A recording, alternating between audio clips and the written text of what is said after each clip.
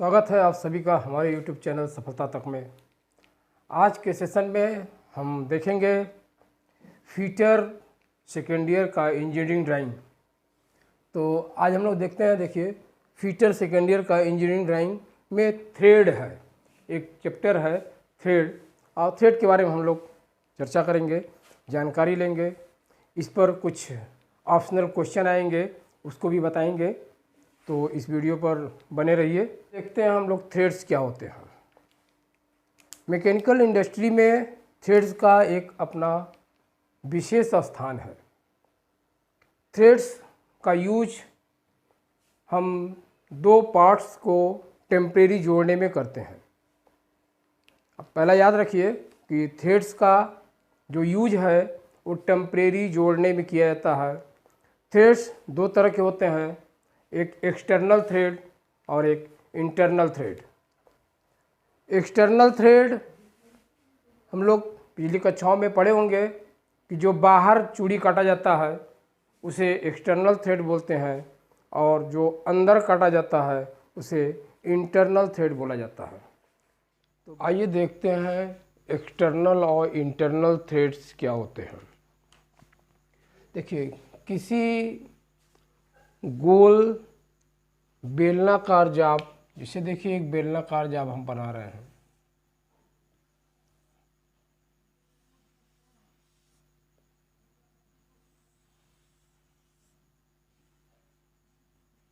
ये बेलनाकार जाप है।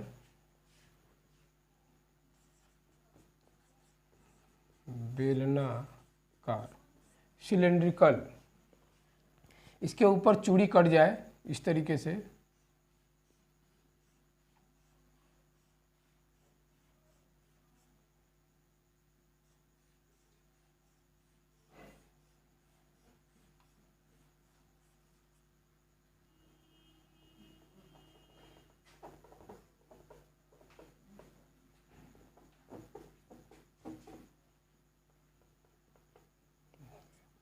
ये चूड़ी जो है बेलनाकार पे बाहर की कटी हुई है, बाहर कटी हुई है, बाहर चूड़ी, इसको बोलते हैं एक्सटर्नल थ्रेड।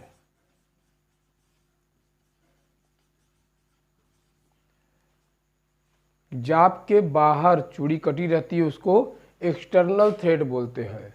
और इसी में देखिए अंदर काट रहे हैं चूड़ी,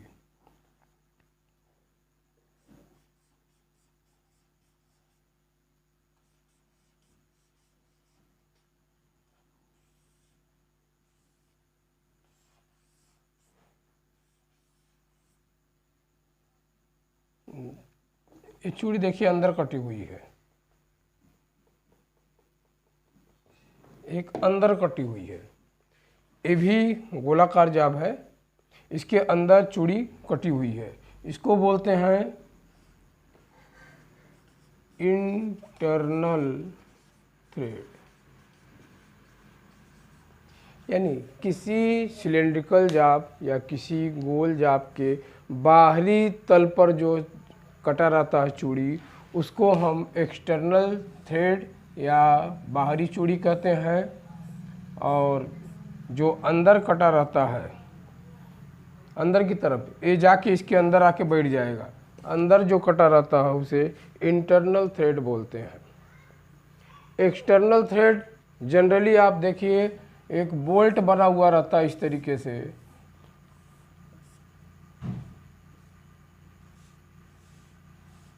ये बोल्ट है, बोल्ट पे बाहर चूड़ी कटी रहती है, बोल्ट पे बाहर चूड़ी कटी रहती है, और इसी में एक नट डालते हैं।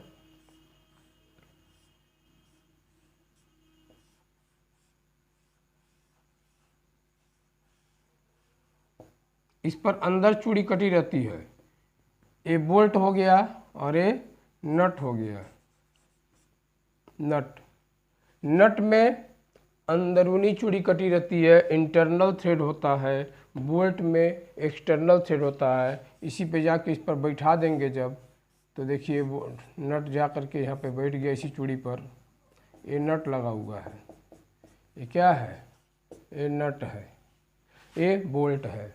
हम कह सकते हैं कि बोल्ट में एक्सटर्नल थ्रेड होता है और नट में इंटरनल थ्रेड होता है। क्वेश्चन पूछ सकता है कि बोल्ट में कौन सा थ्रेड होता है, इंटरनल होता है, एक्सटर्नल होता है, क्या इनमें से कोई नहीं होता है, या और तरह से कुछ भी क्वेश्चन पूछ सकता है। तो आपको याद रखना है कि बोल्ट में एक्सटर्नल थ्रेड, नट में इंटरनल थ्रेड। इतना समझ में आया? आगे हम लोग चलते हैं। आगे हम लोग देखते हैं कोई बेलनाकार सतह है। ये बेलनाकार सतह है, इसको बेलनाकार सतह हम मान सकते हैं। ठीक है, बेलनाकार सतह बना हुआ है। इस पर अगर चूड़ी कटा रहता है बेलनाकार सतह पे, तो बेलनाकार सतह पे जो चूड़ी कटी रहती है उस चूड़ी का हम लोग हेलिक्स बोलते हैं। हेलिक्स, बेलनाकार सतह पे जो चूड़ी कटी रहती है उसको क्या बोलते हैं हम लोग? हेलिक्स। और यही अगर कोई शंक्वाकार जाब है, इस पर भी चूड़ी इस तरीके से कटा हुआ है शंक्वाकार जाब पे, इसको स्पाइरल बोला जाता है। स्पाइरल क्या बोलते हैं? अगर ये सिलिंड्रिकल है यानी बेलनाकार है तो इस पर हेलिक्स, इस चूड़ी का नाम रहता है हेलिक्स। और अगर ये शंक्वाकार है यानी कोन के आकार का, ये कोन है, ये सिलिंड्रिकल है, सिलिंड्रिकल है, तो इस पर जो चूड़ी कटती है उस चूड़ी का नाम है हेलिक्स। और इस पर जो चूड़ी कटती है इसका नाम है स्पाइरल। स्पाइरल देखते हैं, इसका सॉफ्टी देखे हैं, सॉफ्टी के आकार का होता है, देखते हैं सॉफ्टी जैसे होता है, इस पर इस तरीके से डिजाइन बना रहता है, देख रहे हैं। इसके ऊपर जो भरा रहता हो तो जान ही रहे हैं आप क्या होता है। तो सॉफ्टी पे स्पाइरल इसी से बना रहता है, उसको स्पाइरल बोलते हैं। और ये बेलनाकार पे जो बनता है चूड़ी उसे हेलिक्स कहते हैं। चूड़ी का मतलब थ्रेड, इस तरीके से कटा रहता हुआ है। तो आगे हम लोग देखते हैं।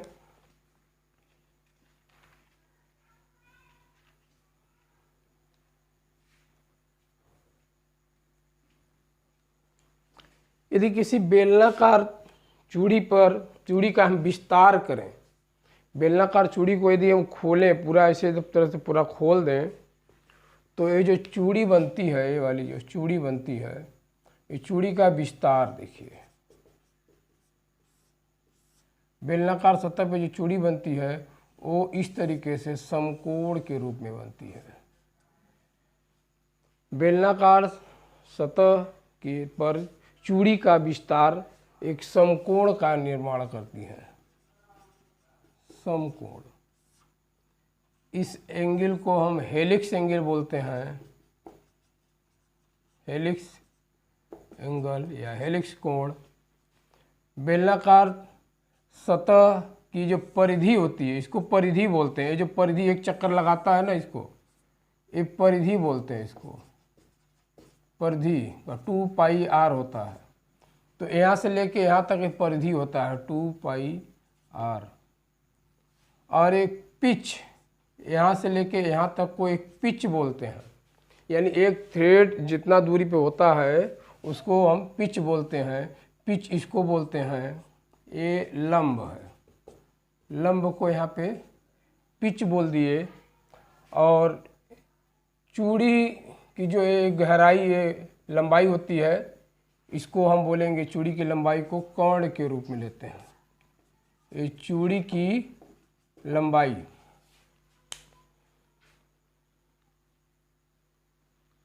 चूड़ी की जो लंबाई होगी ये एक कर्ण के समान होगी। और ये आधार, ये क्या चीज़ है? बेलनाकार, पूरा बेलनाकार की परिधि। और इस पिच की जो दूरी होती है उसको लंब के रूप में प्रदर्शित करते हैं। तो इसका विस्तार हम आगे देखते हैं। एक्सपेंशन ऑफ थ्रेड, चूड़ी का विस्तार। हम लोग देखेंगे चूड़ी का विस्तार। किसी बेलनाकार सतह पे चूड़ी का जब विस्तार करते हैं तो समकोण त्रिभुज का निर्माण करता है। देखिए किस तरह से होता है। ये बेलनाकार हमारा जाब है और ये उसका अक्ष है। अक्ष से एक परपेंडिकुलर यानी लंबवत रेखा इस तरीके से खींचेंगे।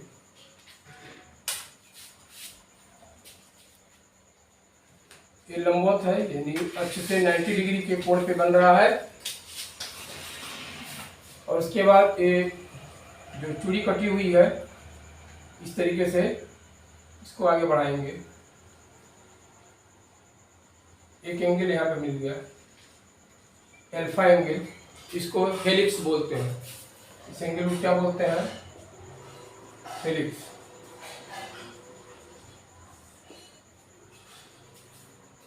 ये देख रहे हैं हमने एक्सपेंशन ऑफ थ्रेड किया, चूड़ी का विस्तार किया तो एक परपेंडिकुलर एक त्रिभुज का निर्माण हो गया।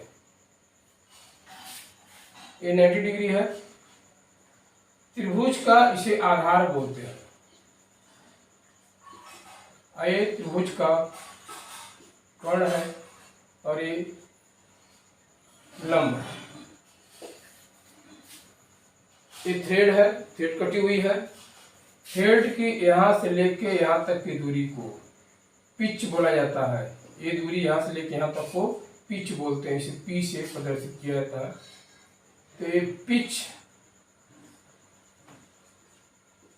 यानी लंब को प्रदर्शित करता है। जब हम किसी बेलनाकार जाब के चूड़ी का जब विस्तार करते हैं तो चूड़ी के विस्तार में लंब पिच को प्रदर्शित करता है। पिच को प्रदर्शित करता है यानी लंब पिच के बराबर होता है। आधार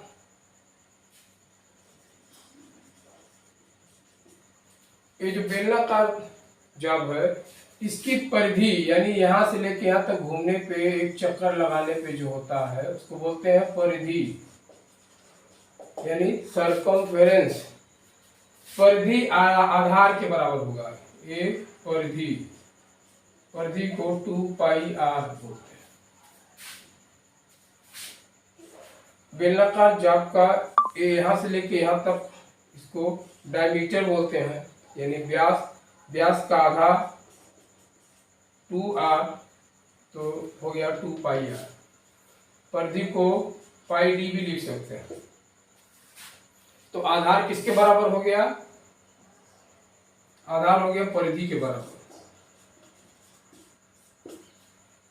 इसके बाद कर्ण पिच की लंबाई को दर्शाता है। ये पिच की लंबाई है, देख रहे हैं।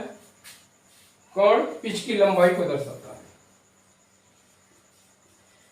पिच की लंबाई, कर्ण पिच की लंबाई को दर्शाता है। लंब पिच को दर्शाता है, इसका लंब पिच है। आधार इसके परिधि को, बेलनाकार जाब की सतह की परिधि को दर्शाता है और कर्ण पिच की लंबाई को दर्शाता है। प्रसार करने पर क्या करते हैं कि जब किसी बेलनाकार सतह पे चूड़ी का प्रसार करते हैं एक समकोण बनाता है। पहला क्वेश्चन बना कि प्रसार करने पे कौन सा कोण बनता है? समकोण बनता है। इसमें ऑप्शन दे देगा। जब चूड़ी को हम प्रसार करेंगे तो कौन कौन से कोण बनेंगे? समकोण बनेंगे, अधिक कोण बनेंगे, न्यून कोण बनेंगे। तो आप बनेंगे समकोण बनेंगे। अगला पूछेगा समकोण बनने पे लंब किसे प्रदर्शित करता है? पिच को प्रदर्शित करता है कि परिधि को प्रदर्शित करता है कि पिच की लंबाई को प्रदर्शित करता है? तो आप बोलेंगे पिच को प्रदर्शित करेगा।